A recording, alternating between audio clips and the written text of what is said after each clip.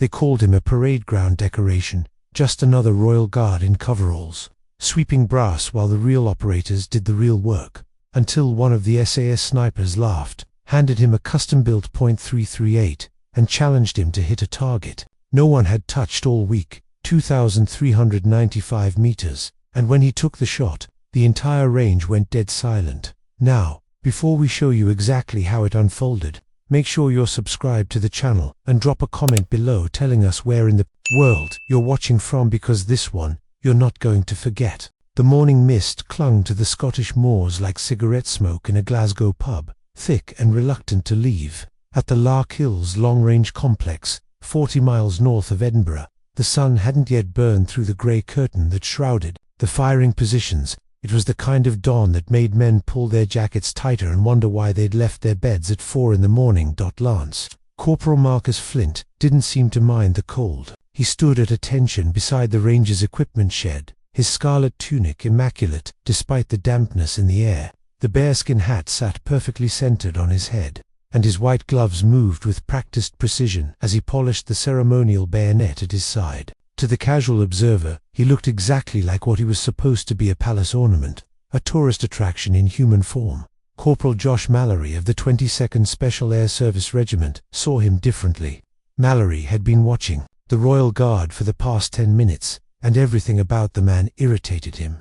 The perfect posture, the pristine uniform, the way he seemed completely unaware of the real soldiers preparing their weapons just 30 yards away. This wasn't Mallory's first encounter with the ceremonial guards, but it might be his most satisfying. "Look at this, Nancy boy," Mallory muttered to his spotter, Sergeant Dave Hendricks, as he hefted his .338 Lapua Magnum rifle onto the shooting bench. "Probably thinks that butter knife he's polishing is a weapon." The SAS team had been at Lark Hills for 3 days, running qualification shoots for their upcoming deployment to Yemen. It was serious business, the kind of precision shooting that meant the difference between mission success and body bags. They'd been pushing their limits, attempting shots at distances that would make most infantry riflemen laugh in disbelief. Today's target, a steel plate at 2,950 meters, nearly 2 miles away across the Highland Valley. Mallory was good. Better than good, actually. His record stood at 2,847 meters, achieved in perfect conditions at Sennybridge 6 months earlier. But the Lark Hills shot had been humbling him all week. The wind patterns in the valley were treacherous, shifting without warning as air currents bounced off the surrounding hills. The temperature differential between the firing position and the target created thermals that could bend a bullet's path by several feet.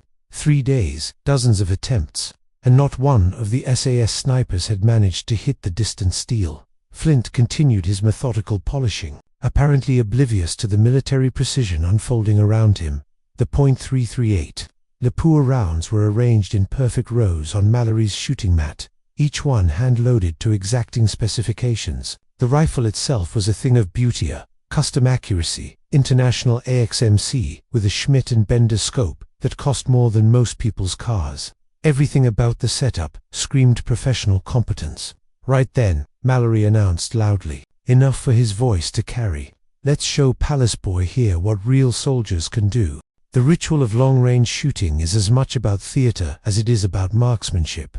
Mallory knew this, and he played to his audience of fellow SAS operatives with the confidence of a man who'd made impossible shots in impossible places. Afghanistan, Iraq, Syria's rifle had spoken in all the world's current hellholes, and it rarely lied. He settled behind the weapon with fluid grace, his body forming the perfect shooting position that had been drilled into him through thousands of hours of training. The bipod legs were adjusted to the millimeter, the buttstock pressed firmly into his shoulder pocket, his cheek welded to the stock with the consistency of a machine part. Through the scope, the distant target appeared as a small steel rectangle, wavering slightly in the morning thermals.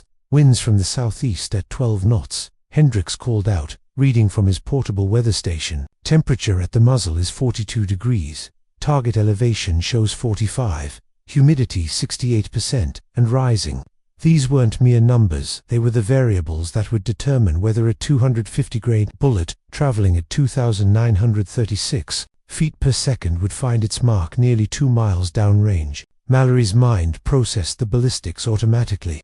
making the calculations that separated professional snipers from weekend hunters. The bullet would drop nearly 400 feet over the course of its flight, taking almost 4 seconds to reach the target. In that time, the Earth's rotation would deflect it slightly eastward, the Coriolis effect that most people never considered. But that could mean the difference between a hit and a miss at extreme range. The first shot felt perfect. The rifle recoiled straight back, the muzzle barely moving as the bullet began its long arc across the Scottish Highlands. Through the scope, Mallory tracked its vapor trail until it disappeared into the distance. 4 seconds later, a puff of dirt erupted 3 feet to the left of the target. "Damn thermals," he muttered, working the bolt to chamber another round. The second shot was closer, only 18 inches off target. The third clipped the edge of the steel frame, sending a satisfying ring echoing across the valley. Close, but not good enough. Not for the SAS, and certainly not for the man who'd once put 3 rounds through a Taliban commander's scope at 2,200 meters in a sandstorm. It was then that Lance Corporal Flint did something unexpected. He moved. Not much, just a slight shift in position that brought him closer to the firing line. His polishing had stopped, and those pale blue eyes were fixed on the distant target with an intensity that seemed out of place on a ceremonial guard's face. For the first time since the SAS team had arrived, he looked less like a tourist attraction and more like something else. "Bit of a challenging shot, that one," Flint observed quietly, his voice carrying the crisp accent of someone who'd learned to speak properly but had grown up somewhere considerably rougher. Mallory looked up from his rifle, irritation flashing across his features. "Oh, is it now? And what would you know about it, Buckingham?" The question hung in the morning air like cordite smoke. Flint's expression didn't change, but something shifted in his posture, subtle straightening. That made him seem taller, more solid. When he spoke again, his voice carried a different quality. "I know that you're not accounting for the valley effect on your wind calls. The actual wind at target is running northwest at about 8 knots, not southeast at 12. Your ballistics computer is giving you data for sea level, but that target sits at 847 feet elevation, and your parallax adjustment is off by at least 2 clicks. The silence that followed Flint's observation was the kind that settles over a room when someone has said something that changes everything. Mallory stared at the Royal Guard, his mouth slightly open, while the other SAS operatives exchanged glances that mixed skepticism with growing interest. "And how exactly," Mallory said slowly, "would a palace toy soldier know about parallax adjustment?" Flint's smile was so slight, it barely qualified as an expression. "Same way I know that your scope's been zeroed for Pakistani ammunition, which runs about 40 feet per second, slower than the rounds you're using today. Same way I know that rifles got about 3,000 rounds through the barrel, which means your groups have opened up by at least half a minute of angle since it was new." He paused, his eyes never leaving Mallory's face. "Same way I know that the man who taught you to shoot Sergeant Major Patterson at Sennybridge always said that confidence without precision is just expensive noise." That last detail hit Mallory like a physical blow. Patterson had indeed been his instructor, and that particular phrase was something the old soldier said at least once per session. But Patterson had been dead for 2 years, killed by an IE outside Kandahar. The only people who would know his teaching methods were those who'd been through his courses. "Who the hell are you?" Mallory whispered. Instead of answering directly, Flint moved to his small kit bag and withdrew something that made the entire SAS team freeze. It was a rifle case, not the cheap nylon variety used by weekend shooters, but a hard pelican case, with military stenciling and more travel stickers than a diplomat's suitcase. The case itself told a story: scuffs from helicopter floors, dings from transport aircraft, and the kind of worn edges that came from being dragged through deserts and mountains in service of Queen and country. When Flint opened the case, the weapon inside drew a collective intake of breath from the watching soldiers. It was an L115A3 long-range rifle, the British military's precision instrument of choice. But this wasn't a standard-issue weapon. The stock had been customized with a cheek riser, an adjustable butt plate. The barrel bore the distinctive fluting of a Walther match-grade tube. Most telling of all, the Schmidt and Bender scope mounted on top carried hand-engraved markings that spoke of extensive field use and careful maintenance. But it was the small brass plate screwed to the stock that made Mallory's blood run cold. Engraved in neat military capitals were the words, property of 22 SASM, Flint SN, 47,291, Christ on a bicycle. Hendricks breathed. "You're that Flint." The name carried weight in British Special Forces circles, whispered in the same tones reserved for legends and ghost stories. Marcus Flint, the sniper who'd put a bullet through a Taliban commander's scope at 2,200 meters during a sandstorm in Helmand province. The same man who'd eliminated an ISIS bombmaker in Mosul with a shot that traveled 3,247 meters a distance so extreme that the bullet had taken nearly 5 seconds to reach its target. The Phantom who'd spent 4 years operating in places that didn't officially exist, making shots that weren't officially recorded, eliminating threats that weren't officially acknowledged. And then, just as suddenly as he'd appeared in the Special Forces community, he'd vanished. No fanfare, no explanation, just a transfer to the Household Division and a posting to Buckingham Palace. The rumour mill had worked overtime trying to explain why Britain's most lethal sniper had chosen to become a tourist attraction. But the man himself had never offered an explanation. Now he stood before them in his scarlet tunic and bearskin hat, assembling his rifle with the fluid economy of movement that marked a true professional. Every action was precise, purposeful, from the way he seated the bolt to the careful adjustment of the scope's turrets. This wasn't the clumsy fumbling of a weekend enthusiast or the hurried efficiency of someone trying to prove himself. This was the quiet confidence of a man who'd done this particular dance so many times that it had become as natural as breathing. The transformation was remarkable to witness. One moment, Lance Corporal Flint had been a ceremonial figure, barely noticeable except for the anachronistic splash of red in a modern military environment. The next, he was something else entirely, a predator in dress uniform, every movement calculated and efficient. He didn't bother with a shooting mat or any of the elaborate preparations that characterized modern precision shooting. Instead, he simply dropped to one knee behind his rifle, using his left elbow on his raised left knee as a rest. It was an old-fashioned position, the kind taught to riflemen in an earlier era when shooting supports were luxuries rather than necessities, but in Flint's hands it looked as solid as a concrete bench rest. "Range to target?" he asked quietly, his eye already behind the scope. 2,950 meters, Hendricks replied automatically, his voice subdued. Flint's hands moved to the scope's elevation turret, making adjustments with the practiced ease of someone who'd done these calculations countless times. Unlike Mallory's careful consultation of ballistics charts and weather data, Flint seemed to be working from an internal database built through years of practical experience. He made 6 clicks up, then 2 clicks right for windage, then settled behind the rifle with the stillness of a hunting cat. Through his own spotting scope, Mallory watched Flint's breathing patterns settle into the rhythm that marked a professional shooter. 3 deep breaths to oxygenate the blood, then a natural respiratory pause as the crosshairs settled on target. The trigger press would come at the bottom of the natural pause, between heartbeats, when the body was at its most stable. The shot, when it came, was almost anticlimactic. A sharp crack, a slight puff of dust from the muzzle brake, and then the long wait as the bullet began its journey across the Scottish Highlands. Unlike Mallory's previous attempts, there was no vapor trail visible. Flint's ammunition was loaded to different specifications, designed to minimize the telltale signature that could give away a sniper's position. 4.5 seconds later, the distinctive ping of bullet meeting steel echoed across the valley. "Target hit, dead center," Hendricks announced, his voice carrying a note of disbelief. Flint worked the bolt smoothly, chambering a second round. Again, the careful breathing pattern, the natural pause, the precise trigger control. Again, the long wait, followed by the distant sound of success.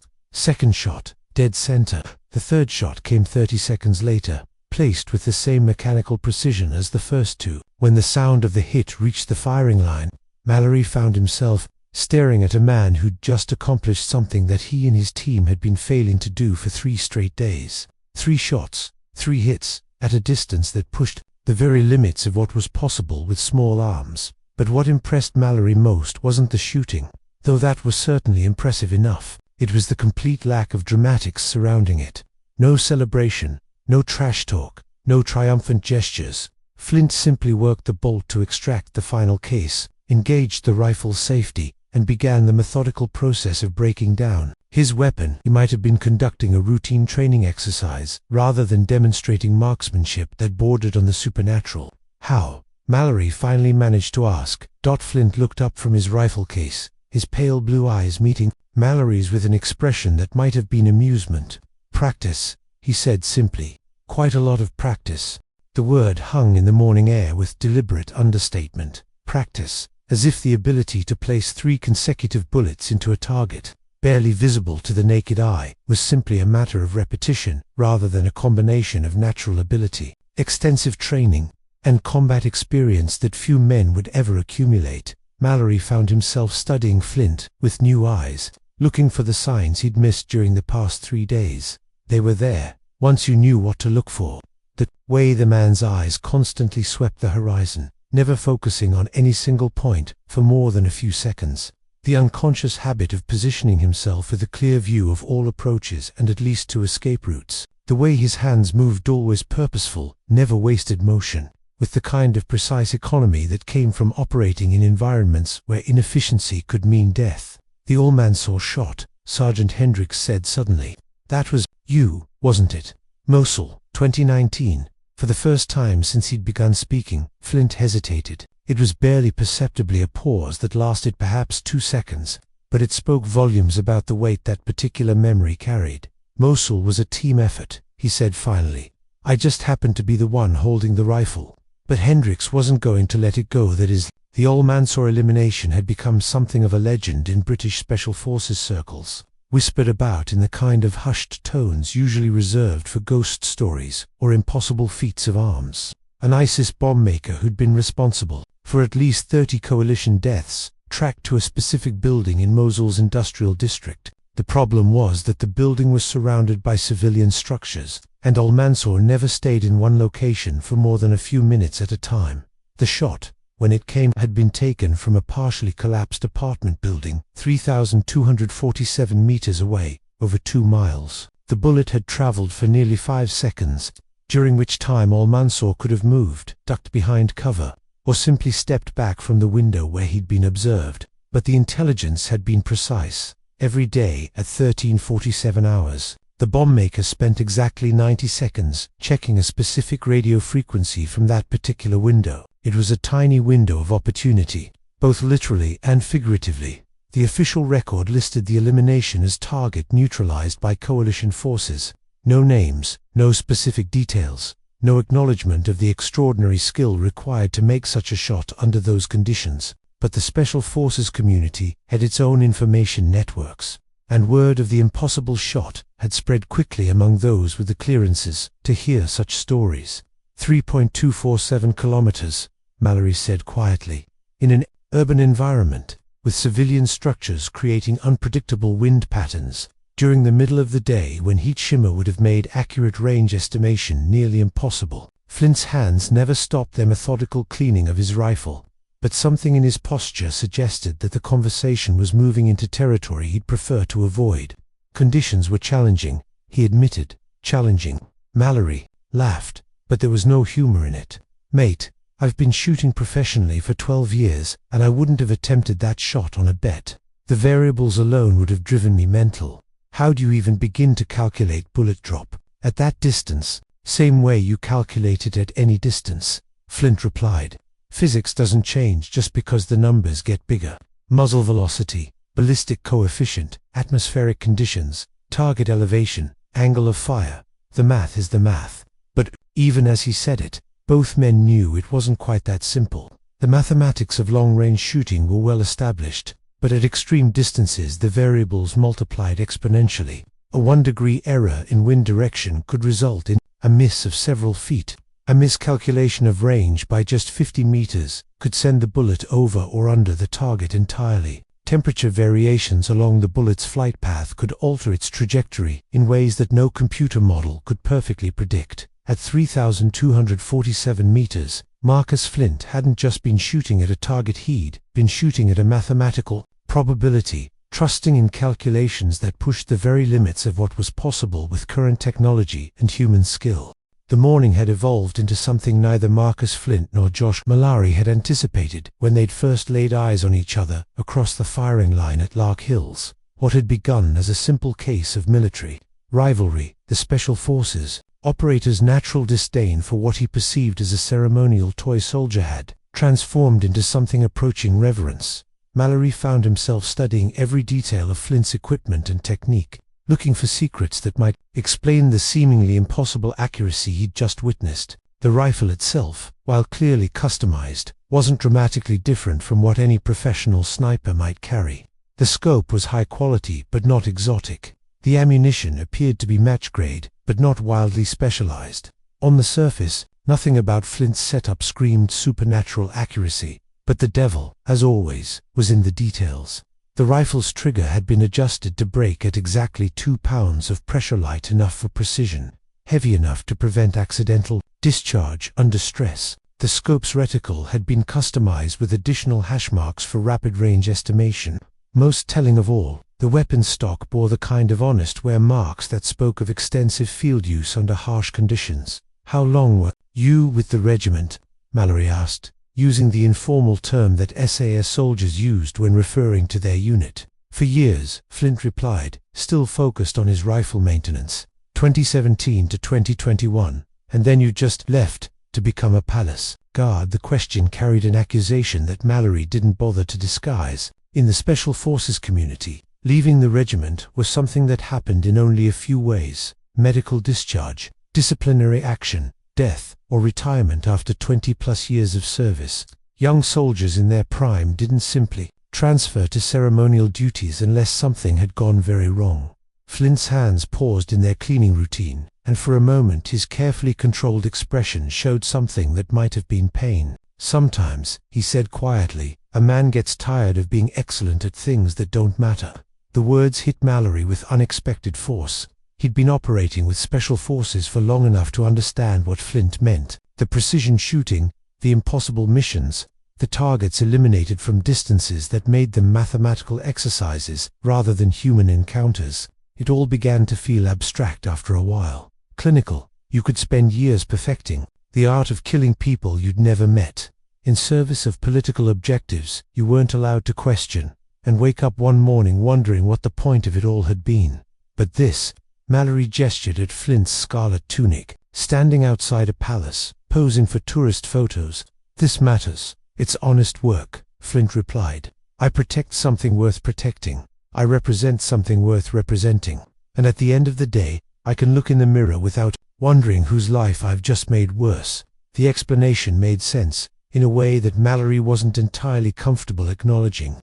The Special Forces lifestyle was seductive: the brotherhood, the elite status, the knowledge that you were operating at the very peak of human capability. But it was also corrosive. The constant deployment cycle, the psychological toll of violence, the gradual erosion of connections to anything resembling normal human existence. Mallory had seen good men burn out, break down, or simply disappear into the bottle or the needle when the weight of what they'd done finally became too much to bear. "Do you miss it?" he asked.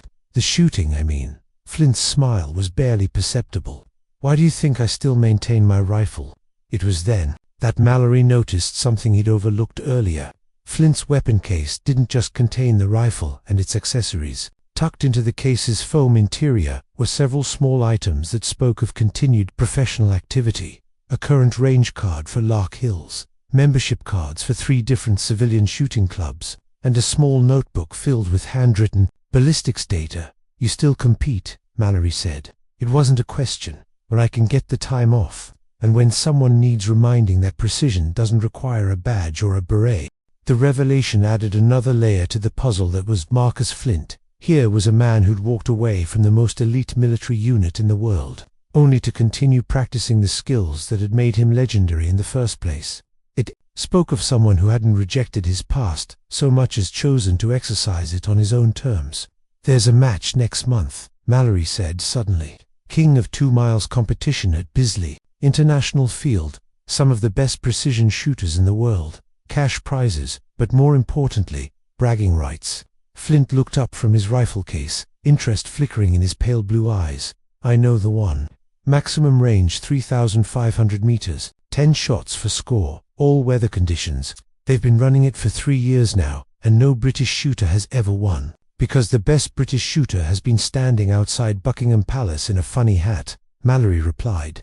Maybe it's time that changed. The suggestion hung between them like a challenge. Mallory wasn't entirely sure why he'd made it. King of 2 miles was serious competition, drawing precision shooters from around the world. Military snipers, civilian champions, custom rifle builders looking to prove their equipment. It wasn't the kind of event where you brought someone just to make up the numbers. But watching Flint work had been a revelation. The man didn't just shoot well, he shot with a kind of unconscious competence that suggested capabilities far beyond what he'd demonstrated on the Lark Hills range. 3 perfect shots at 2,950 meters wasn't luck or even exceptional skill.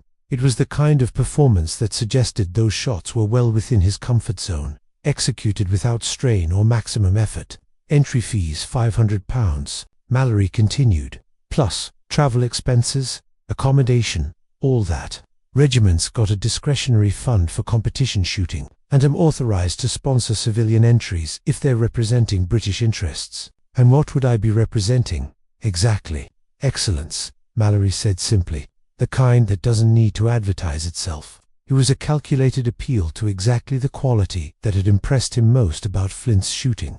No dramatics, no showmanship. Just the quiet confidence of someone who knew exactly what he was capable of, and saw no need to make a production of proving it. In a competitive shooting world increasingly dominated by social media personalities and equipment, manufacturers looking for promotional opportunities, Flint represented something that was becoming increasingly rare, pure, unadulterated competence. "I'd need time off," Flint said, and Mallory knew he'd won.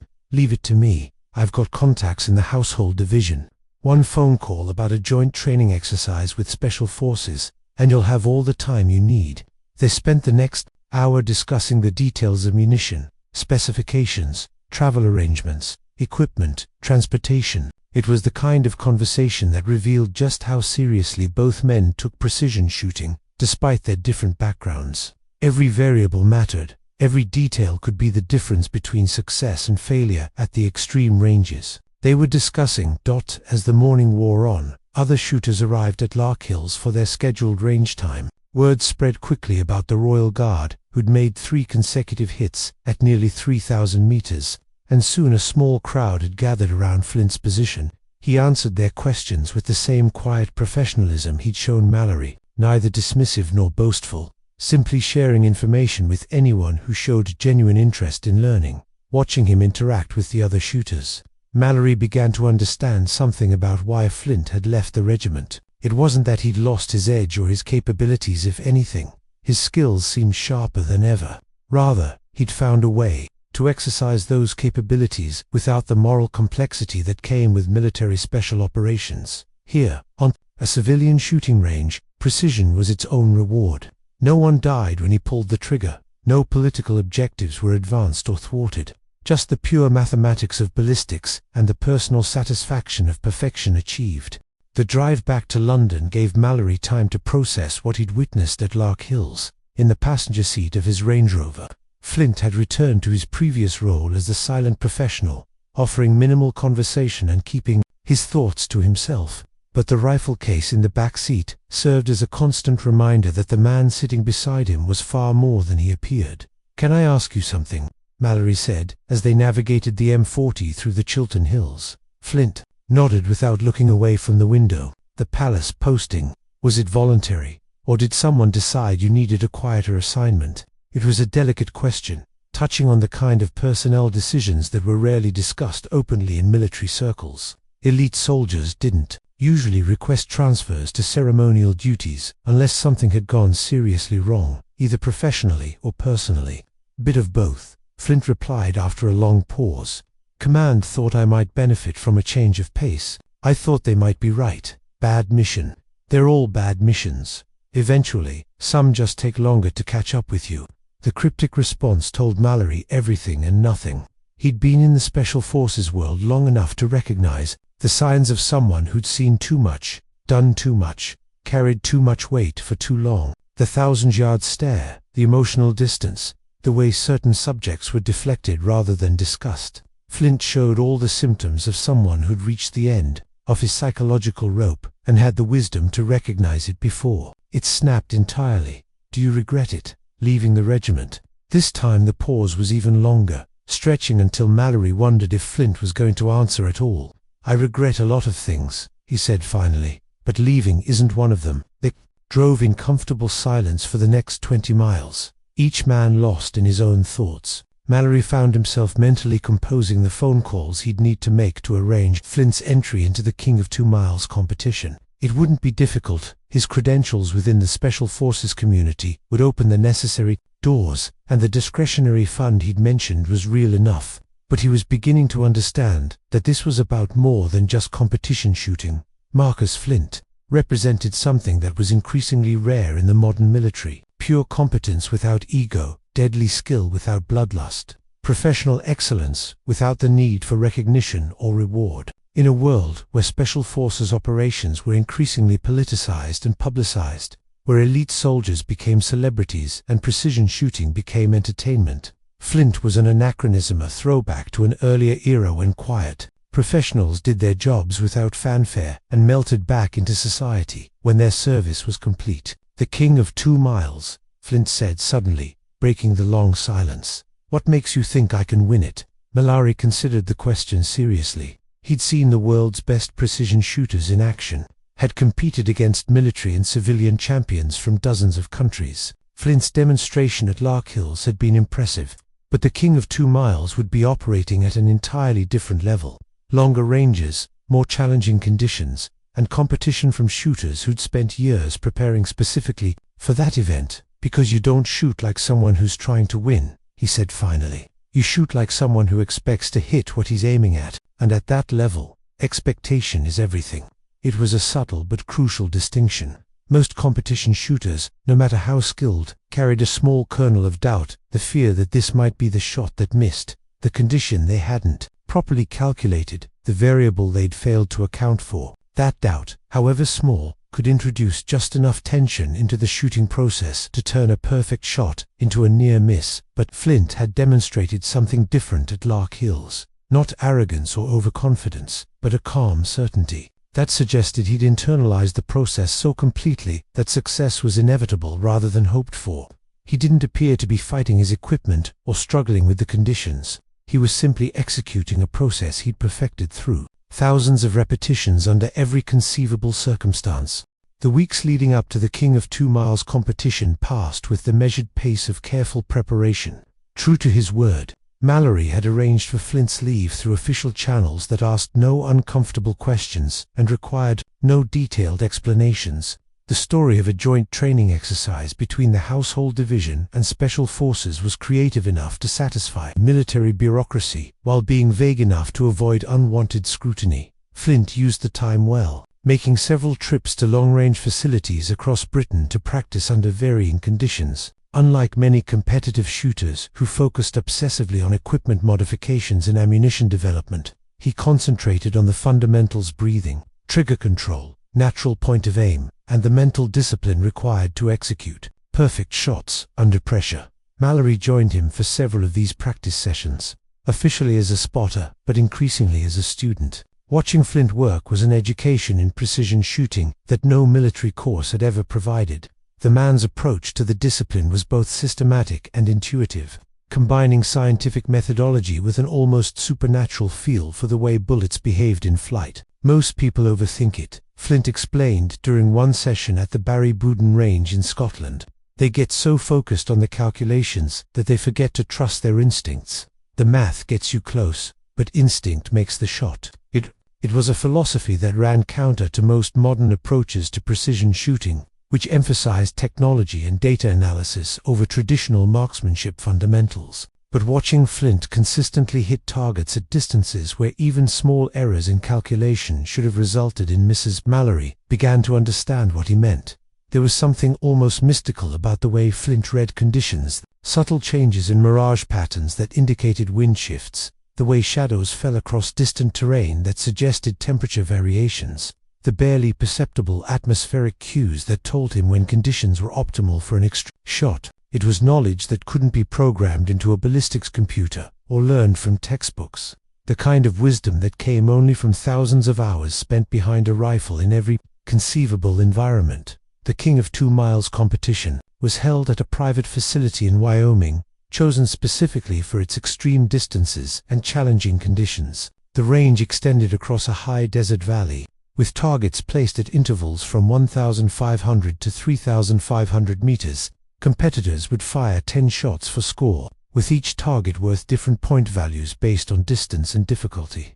The field was impressive: 67 shooters from 14 countries, representing every discipline of precision shooting, military snipers from elite units, civilian champions who'd dominated long-range competitions for decades, custom rifle builders looking to prove their latest innovations, and wealthy enthusiasts who'd spent fortunes on equipment that promised to deliver impossible accuracy. Flint stood out primarily for how much he didn't stand out. While other competitors arrived with equipment trucks and teams of assistants, he carried his gear in a single rifle case and a small backpack. His rifle, while clearly well maintained, lacked the exotic modifications and custom features that characterized most of the weapons on the firing line. Even his shooting position was different, the same simple kneeling stance he'd used at Lark Hills, eschewing the elaborate rest systems and support equipment that most competitors considered essential. "First time?" asked the shooter next to him, a bearded American who'd introduced himself as a former Navy SEAL with 3 King of 2 Miles victories to his credit. "First time at this particular competition," Flint replied diplomatically. American looked skeptical. "Buddy, no offense, but this isn't your local gun club match. These distances will eat you alive if you're not prepared. You might want to consider starting with something easier." Flint simply nodded politely and continued his preparation routine. But Mallory, observing from the spectator area, noticed the way several other competitors were watching the quiet Englishman with curious eyes. Word had spread about the Royal Guard who'd supposedly outshot an SAS team, and while most dismissed it as typical military exaggeration, a few of the more experienced shooters seemed to be taking the story seriously. The competition format was brutal in its simplicity. 10 targets at varying distances, each shooter firing in alphabetical order by last name. No second chances, no do-overs, no excuses accepted. The Wyoming wind was notorious for its unpredictability, capable of shifting direction and velocity without warning. The altitude, nearly 6,000 feet above sea level, meant that ballistics calculations developed at lower elevations would need significant adjustment. When Flint's turn came for the first target at 1,500 meters, he approached the firing line with the same unhurried calm he'd displayed at Lark Hills. No elaborate setup routine, no last-minute equipment adjustments, no consultation with ballistics computers or weather stations. He simply settled into his shooting position, made 2 minor scope adjustments, and waited for the range officer's command. The shot, when it came, sounded no different from any other rifle on the line, but the steel target's distinctive ring echoed across the valley with a clarity that spoke of perfect center impact. The electronic scoring system confirmed what everyone had heard: a perfect 10, dead center of the target. "Lucky shot," muttered the American SEAL, but his voice carried less conviction than it had earlier. The second target was at 2,100 meters, and the wind had picked up noticeably since the first round of shooting. Several competitors before Flint had struggled with the conditions, their shots going wide or falling short as they failed to properly account for the gusting crosswind. But when Flint's turn came, he seemed to have read the conditions perfectly. Another center hit, another perfect score. By the fourth target, the chatter among the spectators had died down to an expectant silence. Flint had yet to fire a shot that wasn't a perfect center hit, while competitors who dominated similar events for years were struggling to stay on target at all. The distances were pushing the absolute limits of what was possible with small arms, and the conditions were as challenging as anyone could remember. The final target sat at 3,500 meters a distance, so extreme that the bullet would take nearly 5 seconds to reach its destination. At that range, even the Earth's rotation became a significant factor in shot placement. The steel plate looked impossibly small through the spotting scopes, wavering in the heat mirage like a distant memory. Flint was the last shooter to attempt the final target. Having maintained his perfect score through 9 increasingly difficult shots, the crowd had grown throughout the day as word spread about the unknown Englishman, who was dismantling some of the world's best precision shooters with apparent ease. Camera crews from shooting publications were recording his every move, and several ammunition manufacturers were already discussing sponsorship deals with their marketing departments, but Flint seemed oblivious to the attention. He prepared for the final shot with the same methodical calm he'd shown for the first, making small adjustments to his scope settings, while reading the wind patterns with eyes that seemed to see things invisible to everyone else. The wind had been gusting all day, but as Flint settled behind his rifle, it suddenly died to an eerie stillness. The entire valley seemed to hold its breath, as if nature itself was waiting to see whether the quiet man in the borrowed shooting jacket could complete what was shaping up to be one of the most dominant performances in precision shooting history. Through his spotting scope, Mallory watched Flint's breathing settle into the familiar pattern he'd observed at Lark Hills. 3 deep breaths, then the natural respiratory pause as the crosshairs found their mark. But at 3,500 meters, the target was barely visible even through high-powered optics, a tiny speck of steel that represented the absolute limit of human marksmanship capability. The shot, when it came, seemed to hang in the air forever. 5 seconds of absolute silence as the bullet traveled its impossible arc across the Wyoming desert, carrying with it the hopes of a man who'd walked away from everything to find peace in precision, and the dreams of those who'd come to believe that perfection was still possible in an imperfect world. When the distant ring of bullet meeting steel finally reached the firing line, it was followed by a moment of stunned silence before the crowd erupted in applause that echoed off the surrounding hills. The electronic scoring system confirmed what everyone already knew: another perfect hit, completing a performance that would be talked about in precision shooting circles for decades to come. Flint worked the bolt to extract the final case, engaged his rifle's safety, and began the familiar process of breaking down his weapon. No celebration, no acknowledgement of the crowd, no triumphant gestures, just the quiet satisfaction of a job well done by a man who'd never doubted that he could do it. Later, as they drove back toward the airport with the winner's trophy secured in the back seat, Mallory finally asked the question that had been bothering him all day. How did you know? About the wind, the conditions, all of it. Some of those shots should have been impossible. Flint was quiet for a long time, watching the Wyoming landscape roll past outside the window. When he finally spoke, his voice carried the weight of hard-earned wisdom.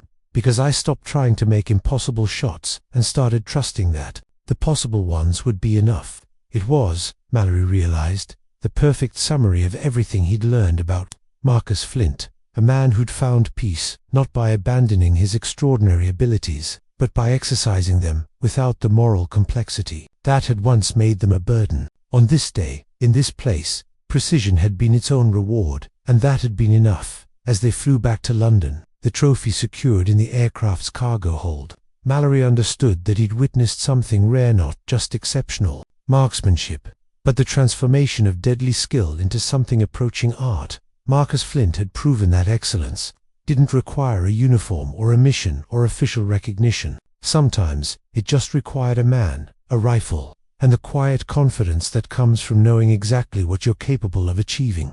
The next morning, Flint would return to his post outside Buckingham Palace, standing at attention in his scarlet tunic, while tourists took photographs and children pointed at his bearskin hat. But those who looked closely might notice something different in his bearing. The subtle satisfaction of a man who'd reminded the world, and perhaps more importantly himself, that true precision never announces itself. It simply delivers when called upon, as quietly and efficiently as morning mist rising from Scottish moors. The King of 2 Miles trophy would find its way to a small display case in the household division's mess hall, labeled simply Competition Shooting, L.C. Flint. No mention of the distances involved, the conditions overcome, or the legends challenged and defeated. Just another piece of military memorabilia, gathering dust while its owner returned to the honest work of protecting something worth protecting, representing something worth representing, and finding meaning in service that asked nothing more than excellence freely given. And if occasionally, on quiet mornings when the mist hung heavy over the palace grounds, tourists might notice the way the silent guard's eyes swept the horizon with the practiced gaze of someone who'd learned to see impossible distances with perfect clarity, well, that was just another small mystery in a city full of them, witnessed by those who knew how to look, but understood by very few indeed.